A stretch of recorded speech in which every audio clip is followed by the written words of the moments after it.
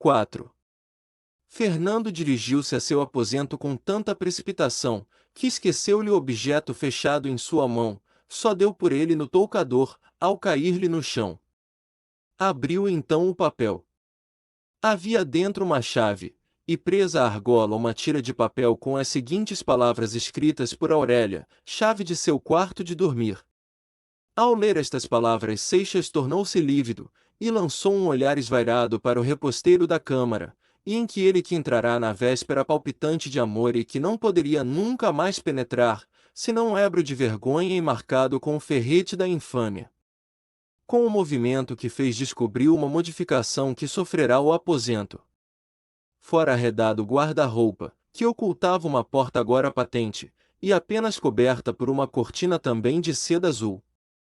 A chave servia nessa porta que dava para uma alcova elegante, mobiliada com uma cama estreita de érable e outros acessórios. Era o mais casquilho dormitório de rapaz solteiro que se podia imaginar. Seixas adivinhou pela onda de fragrância derramada no aposento, que Aurélia ali estivera pouco antes. Talvez saíra ao ouvir o rumor da chave na fechadura.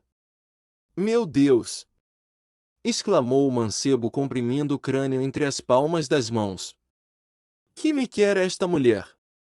Não me acha ainda bastante humilhado e abatido? Está se saciando de vingança. Oh! Ela tem o instinto da perversidade. Sabe que a ofensa grosseira ou caleja a alma, se é infame, ou a indigna se ainda resta algum brio. Mas esse insulto cortês cheio de atenção e delicadezas, que são outros tantos escárnios, essa ostentação de generosidade com que a todo momento se está cevando o mais soberano desprezo, flagelação cruel infligida no meio dos sorrisos e com distinção que o mundo inveja, como este, é que não há outro suplício para a alma que se não perdeu de todo. Por que não sou eu o que ela pensa, um mísero abandonado da honra, e dos nobres estímulos do homem de bem? Acharia então com quem lutar. Seixas vergou a cabeça ao peso dessa reflexão. A força da resignação, essa porém hei de tê-la. Não me abandonará, por mais cruel que seja a provação. Os dias seguintes, essa fase nascente da lua de mel, passaram como o primeiro. Entraram então os noivos na outra fase, em que o enlevo de se possuírem já permite, sobretudo ao homem, tornar às ocupações habituais. No quinto dia Seixas apresentou-se na repartição, onde foi muito festejado por suas prosperidades. Tomaram os companheiros aquele pronto comparecimento por mera visita. Se quando pobre, sua frequência somente se fazia sentir no livro do ponto, agora que estava rico ou quase milionário, com certeza deixaria o emprego ou quando muito conservaria honorariamente, como certos enxertos das secretarias. Grande foi, pois, a surpresa que produziu a assiduidade de Seixas na repartição. Entrava pontualmente às 9 horas da manhã e saía às 3 da tarde, todo esse tempo dedicava-o ao trabalho. Apesar das contínuas tentações dos companheiros, não consumia como costumava outrora a maior parte dele na palestra e no fumatório. Olha, Seixas, que isto é meio de vida e não de morte. Dizia-lhe um camarada repetindo pela 20ª vez esta banalidade. Vivi muitos anos à custa do Estado, meu amigo, é justo que também ele viva um tanto à minha custa. Outra mudança notava-se em Seixas. Era a gravidade que, sem desvanecer a afabilidade de suas maneiras sempre distintas, imprimia-lhes mais nobreza e elevação. Ainda seus lábios se ornavam de um sorriso frequente, mas esse trazia o reflexo da meditação e não era como dantes um cestro de galanteria. O casamento é geralmente considerado como a iniciação do mancebo na realidade da vida. Ele prepara a família, a maior e mais séria de todas as responsabilidades. Atualmente esse ato solene tem perdido muito de sua importância, indivíduo a que se casa com a mesma consciência e serenidade, com que o viajante aposenta-se em uma hospedaria. Por isso estranhavam os colegas de Seixas aqueles modos tão diversos dos que tinha antes, em solteiro, e não concebendo que o casamento mudasse repentinamente a natureza do homem, atribuíam a transformação à riqueza, e a modéstia chamaram impostura. Para chegar em tempo à repartição, tinha Seixas de almoçar mais cedo e só, o que poupava-lhe, e também a Aurélia, cerca de meia hora de suplício, que ambos se infligiam um ao outro com sua presença. Está muito assíduo agora a repartição, disse um dia a moça ao marido. Pretende algum acesso? Seixas deixou cair o remoque e respondeu francamente: é verdade, há uma vaga, e desejo obter a preferência. Que ordenado tem esse emprego? 4,8 contos. E precisa disso? Preciso. Aurélia soltou uma risada argentina, quanto mais venenosa. Pois então seja antes meu empregado, asseguro-lhe o acesso. Já sou seu marido, respondeu Seixas com uma calma heróica. A moça continuou a gorjear o seu riso sarcástico, mas voltou as costas ao marido e afastou-se. Seixas ia a pé tomar em caminho a gôndola, cujo ponto ficava distante da repartição. Uma vez a mulher o interpelou acerca disso. Por que não servisse do carro, quando sai? Prefiro o exercício a pé. É mais higiênico, faz-me bem ao corpo e ao espírito. É pena que não tivesse feito seus estudos de higiene quando solteiro. Não imagina quanto lamento. Mas sempre é tempo de aprender, e nestes poucos dias tenho aproveitado muito. A mim me parece que desaprendeu. Naquele tempo sabia que eu era rica, muito rica, hoje tem-me na conta de uma mulher, cujo marido anda de gôndola. Fernando mordeu os beiços. A riqueza também tem sua decência. Casou-se com uma milionária, é preciso sujeitar-se aos ônus da posição.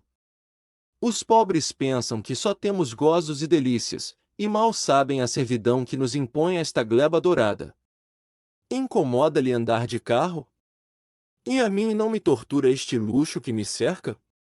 Há cilício de crina que se compare a estes cíclicos de tule e seda que eu sou obrigado a trazer sobre as carnes, e que me estão rebaixando a todo instante, porque me lembra que aos olhos deste mundo, eu, a minha pessoa, a minha alma, vale menos do que esses trapos?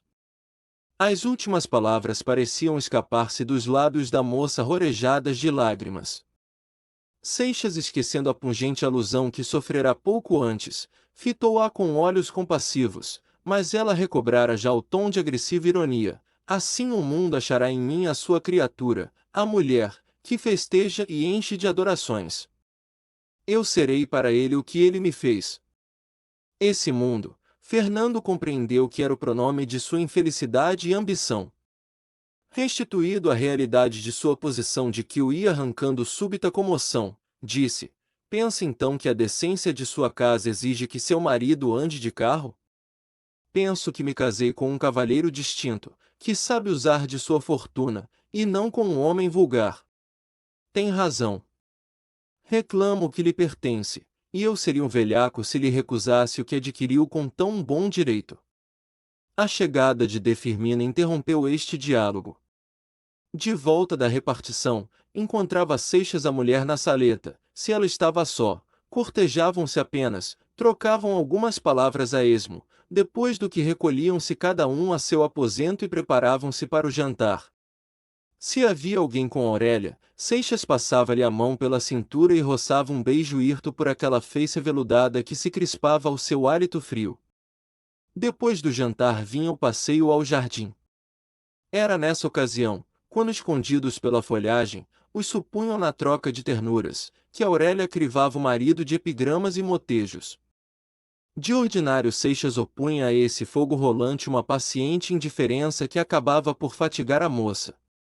Alguma vez, porém, acontecia retribuir Seixas o sarcasmo, o que irritava o ânimo já acerbo de Aurélia, cuja palavra tornava-se então de uma causticidade implacável. À noite, havendo visitas, passavam no salão. Quando estavam sós, ficavam na saleta. Seixas abria um livro. Aurélia fingia escutar os trechos que o marido lia em voz alta. Outras noites improvisava-se um jogo, em que tomava parte De Firmina, e cuja fútil monotonia matava as horas. Tinham perto de um mês de casados. Durante esse tempo, vendo-se e falando-se todos os dias, Não acontecerá uma só vez pronunciarem o nome um do outro. Usavam do verbo na terceira pessoa, respeitavam entre si esse anônimo tácito, sublinhando a palavra com um gesto. Uma ocasião, estava a sala cheia de gente.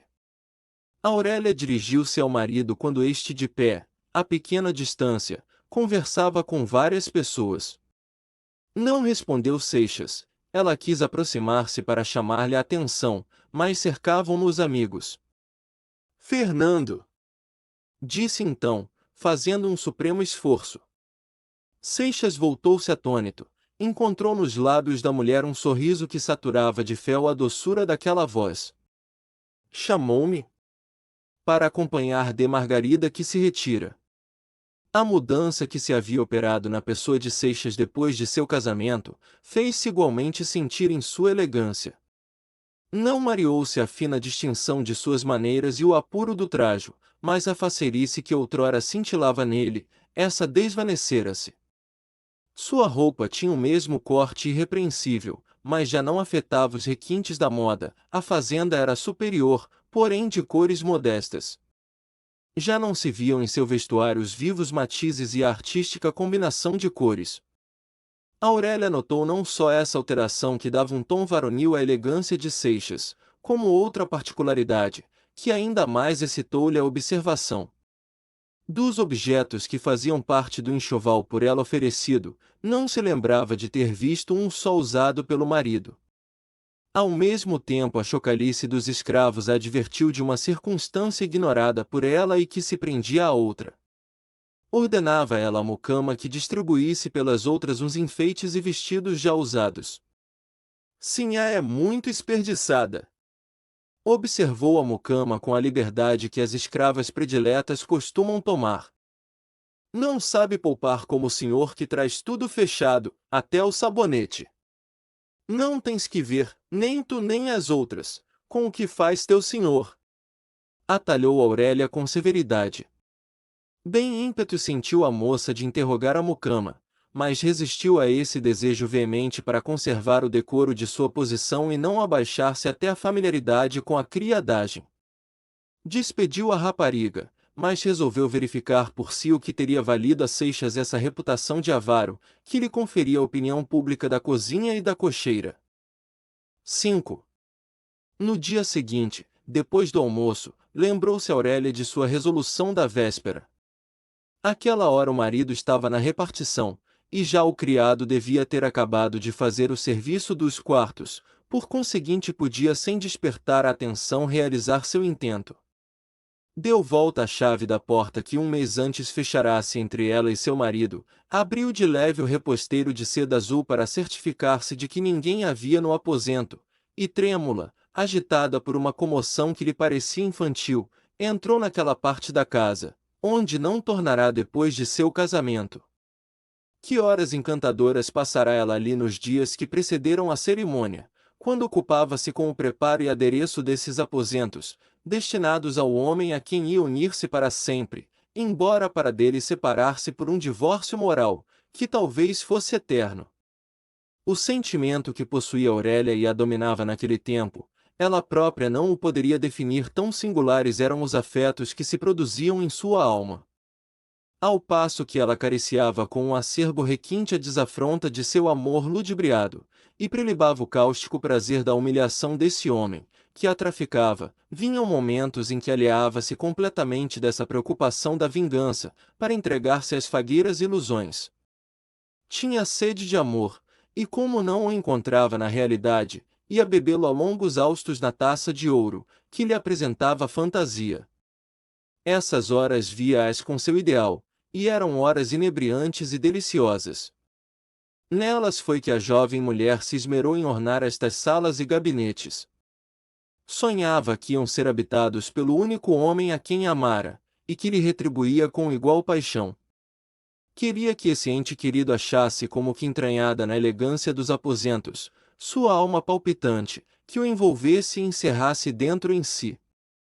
Ao rever o lugar e objetos, que tinham sido companheiros daquelas cismas e ardentes emoções, Aurélia cedeu um instante à mágica influência de recordos, os quais se desdobravam como as névoas aljofradas, que empanam a luz do sol e mitigam-lhe a calma. Arrancando-se afinal a esse enlevo de um passado, que nem ao menos era real, e só existira como uma doce quimera, a moça percorreu então o aposento, e volveu um olhar perscrutador. Notou que, aliás, era bem visível. O toucador estava completamente despido de todas as galanterias, de que ela o havia adornado com sua própria mão. Parecia um móvel chegado naquele instante da loja. Os guarda-roupas, comodas, secretárias, tudo fechado, e na mesma nudez, que denunciava a falta de uso. É por isso, murmurou a moça consigo. O criado não suspeita o motivo, e atribui a mesquinheza. Uma das mais tocantes puerilidades de Aurélia, quando sonhava o casamento com o homem amado, fora a igualdade das fechaduras de todas as partes imóveis do uso especial de cada um. Duas almas que se unem, pensava ela em sua terna abnegação, não têm segredos e devem possuir-se uma a outra completamente. Quando reuniu em argolas de ouro as duas séries de chaves ao todo iguais, sorriu-se e imaginou que na noite do casamento, quando seu marido se lhe ajoelhasse aos pés, ela o ergueria em seus braços para dizer-lhe: aqui estão as chaves de minha alma e de minha vida. Eu te pertenço, fiz-te meu senhor, e só te peço a felicidade de ser tua sempre. Em que abismo de dor e vergonha se tinham submergido essas visões maviosas, já o sabemos. Ninguém suspeitou jamais nem ela revelou nunca, a voragem de desespero oculta sob aquele formoso colo, que parecia arfar unicamente com as brandas emoções do amor e do prazer. Aurélia abriu com suas chaves os móveis, e confirmou-se em uma conjetura. Tudo, joias, perfumarias, utensílios de toucador, roupa, tudo ali estava guardado em folha, como viera da loja. Que significação tem isto?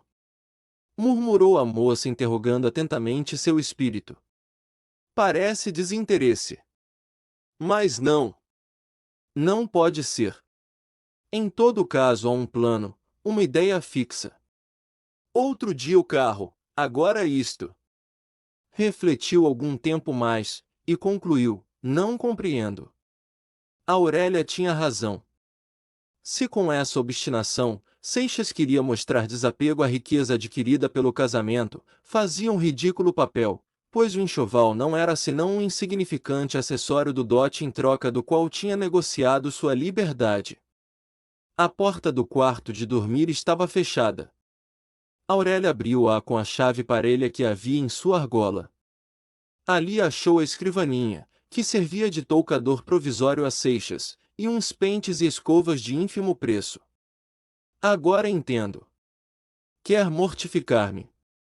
Depois do jantar, passeavam no jardim, Aurélia tendo colhido uma rosa, afagava com as pétalas macias o cetim de suas faces, mais puro que o matiz da flor. Hoje estive em seu toucador, disse ela com simulada indiferença. Ah! Fez-me esta honra? Uma dona de casa, bem sabe, tem obrigação de ver tudo. A obrigação e o direito. O direito aqui seria da mulher, e não só este como outros mais. Eu os reconheço, disse Fernando. Ainda bem. Vejo que nos havemos de entender. Este diálogo, quem o ouvisse de parte, não lhe descobriria a menor expressão hostil ou agressiva. Os dois atores deste drama singular já se tinham por tal forma habituado a vestir sua ironia de afabilidade e galanteria, que vendavam completamente a intenção. Muitas vezes de Firmina aproximava-se no meio de uma dessas escaramuças de espírito e supunha ao ouvi-los que estavam arrolando finezas e ternuras, quando eles se crivavam de alusões pungentes. A moça hesitou um instante, mas fitando de chofre o olhar no semblante do marido, perguntou-lhe: que fez dos objetos que estavam no toucador? Seixas conteve um assomo de nobre ressentimento e sorriu-se com desdém. Não tenha susto, estão fechados nas gavetas, intactos como os deixou. Pensava talvez que parassem em alguma casa de penhor? Estes objetos lhe pertencem, pode dispor deles como lhe aprouver, sem dar contas disso a ninguém. Era a resposta que supunha receber e eu não teria que replicar-lhe, pois reconheço o seu direito e o respeito. Penhora-me com tamanha generosidade, disse Seixas sentindo o dardo da alusão. Não se apresse em agradecer. Se respeito o seu direito de dispor livremente do que é seu, também por minha parte reclamo a garantia do que adquiri com o sacrifício de minha felicidade. Casei-me com o Sr. Fernando Rodrigues de Seixas, cavalheiro distinto, franco e liberal, e não com um avarento, pois é este o conceito em que o tenho os criados, e brevemente toda a vizinhança, se não for a cidade inteira. Seixas escutara com uma calma forçada estas palavras da mulher, e replicou-lhe vivamente: há dias, a propósito do carro, agitou-se entre nós esta questão, volta agora o caso do toucador, e pode renovar-se a cada momento. O melhor, pois, é liquidá-la de uma vez. Liquidemos. Dê-me o braço, que ali vem de Firmina. Aurélia passou a mão pelo braço de Seixas. Passeando ao longo de uns painéis de fúcsias de várias espécies e admirando as flores, tiveram eles esta conferência, que de certo nunca houve entre marido e mulher. A senhora comprou um marido, tem pois o direito de exigir dele o respeito, a fidelidade, a convivência, todas as atenções e homenagens, que um homem deve à sua esposa. Até hoje, faltou-lhe mencionar uma, talvez por insignificante, o amor, atalhou Aurélia brincando com um cacho de fúcsias. Estava subentendido. Há apenas uma reserva a fazer acerca da espécie desse produto. Suponha que a senhora não possuísse esta bela e opulenta madeixa, suntuoso diadema como não o tem nenhuma rainha, e que fizesse como as outras moças, que compram os coques, as tranças e os cachos. Não teria de certo a pretensão de que esses cabelos comprados lhe nascessem na cabeça, nem exigiria razoavelmente senão uns postiços.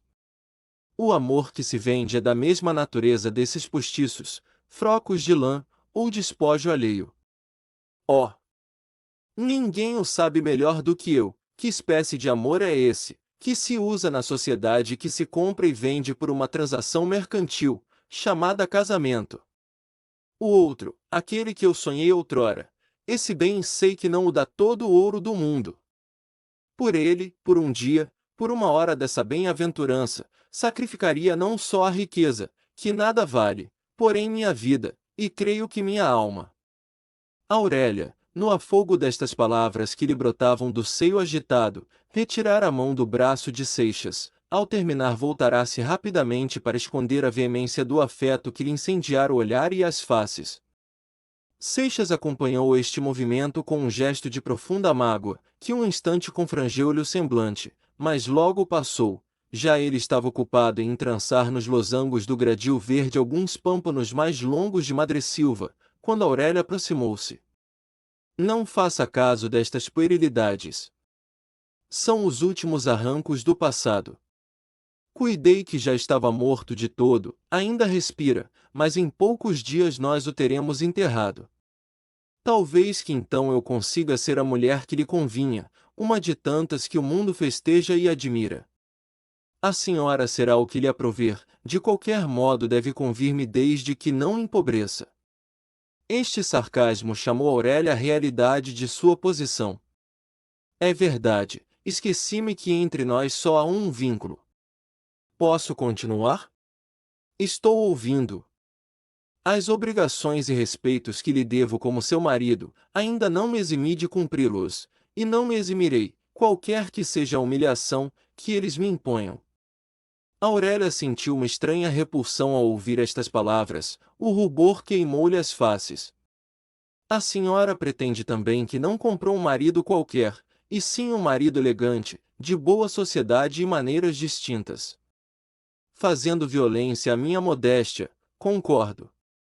Tudo quanto for preciso para pavonear essa vaidade de mulher rica, eu o farei e o tenho feito.